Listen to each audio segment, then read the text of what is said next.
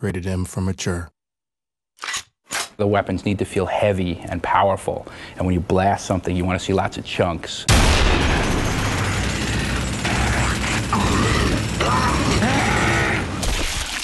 The way that the player interacts in Gears of War is by shooting the world. That's essentially his virtual hand. And what he does is he essentially reaches out and touches the environment. He's touching his enemies to eventually defeat them by unloading bullets into them.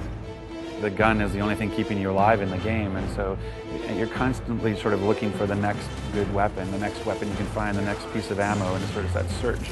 Sort of you can do that bond of, this is what I need to survive. The weapons in Gears generally tend to shy away from some of the kind of laser beamy weapons you see in a lot of sci-fi environments. It was really more about something that looks like a gun, feels like a gun.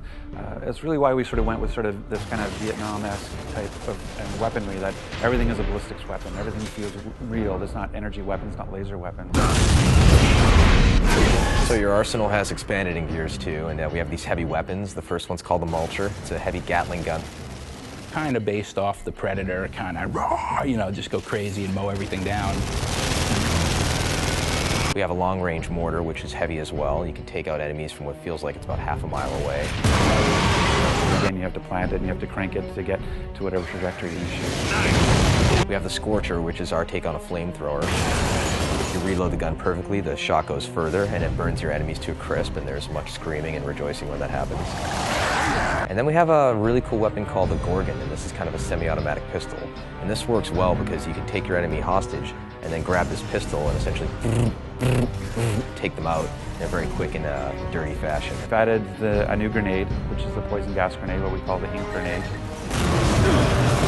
The poison grenade is this crazy little, I don't know, grub or something, and it's filled with this poison gas, and they have it in a little cage on the end of the chain, and they'll fling it out, and it'll hit the ground, explode, and it'll emit all this crazy ink or poison gas. My favorite weapon in the game has to be the torque bow. I just love the whole, like, the fact that it sticks and they have a moment of pause to know that they're about to die, and then they pop. I just love. And what's great in Gears 2 is we've actually added dialogue for that pause, that we actually have the event of, and something explosive is stuck into you, and you get, you know, so people have that half second to go, uh-oh, and then blow up.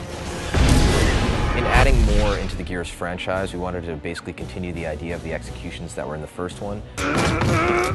When you play multiplayer of Gears, it's not just about playing it, it's also about watching it. If you die in Gears, you're forced to watch for a little while. That's a very powerful thing when you know other people are looking at you. And if you knock your enemy down, he's trying to crawl away, and you have an option to do all sorts of cool, nasty, hideous things to him, you're going to do it, and you're going to get a good reaction from the crowd. Yeah, I kind of like the beatdown, like when you turn the guy over and you can punch him out. I think that's really cool visually. And I love the sniper skull crush. You know, he just takes that sniper rifle, swings it over his head, and you can just flatten dudes, which is great. And I still like the curb stomp. I mean, but now we turn the guy over and you can crush his head from the front.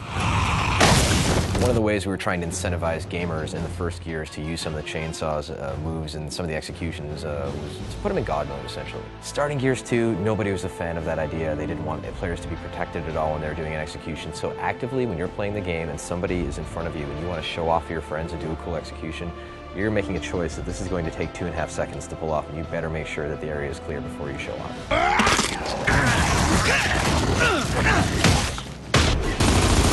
In Gears 1, when two players would come at each other with chainsaws, it was pretty much a random outcome as far as who would win. And in Gears 2, we actually wanted to make it A, very cinematic, and B, have an actual game mechanic that was implemented. The bottom line is when two characters in Gears engage in a chainsaw duel, it lasts basically 2 seconds tops. Sparks are flying, you know, they grunt, and then it's over. Or like, you know, all we basically have time for is just a quick button mash. So let's see, you know, how many times a person could hit B, and then whoever wins, wins. One word, blood. It's a bigger game. It's just bigger scope, larger creatures, more epic scale, etc. And we want to make sure that the player still feels like what he's doing in this universe matters. Nothing says I'm doing damage more than just seeing a blood effect come off of them.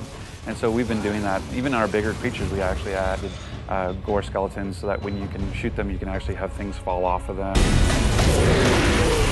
I mean, you can just blow guys up to smithereens now.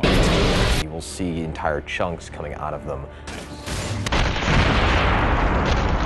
The pieces fall around and they're floppy and they're not, you know, they don't just sit there and hang out, right, and then fade away. They flop around and leave blood splats everywhere. We use the term intimate violence to describe Gears of War. Even though we've sort of grown the scope of the combat and sort of bigger weapons as well, we still have these sort of intimate moments with the combat. It's like that old sort of cowboys and Indians feeling in the woods, you know, it feels really personal and really intimate. Running away won't help! I'll just shoot you in your asses!